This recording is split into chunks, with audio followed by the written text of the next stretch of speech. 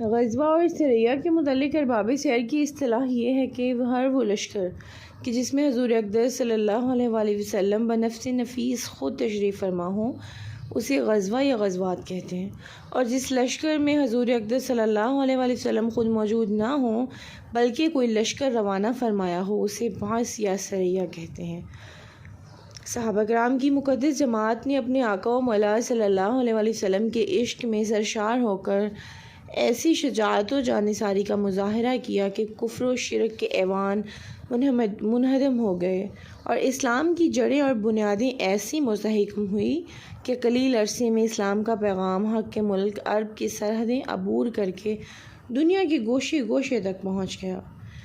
ادیان باطل کے قلعے منہدم ہو کر ہبا و منشورہ کی طرح اڑ گئے اور افق عالم پر اسلام کا پرچم حق لہرانے لگا۔ غزوات کی تعداد 27 ہے اور ان میں سے صرف 9 غزوات میں ہی قتال واقع ہوا۔ 18 غزوات میں قتال جنگ واقع نہیں ہوئی۔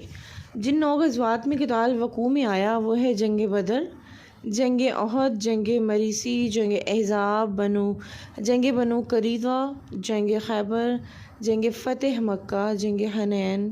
جنگ طائف۔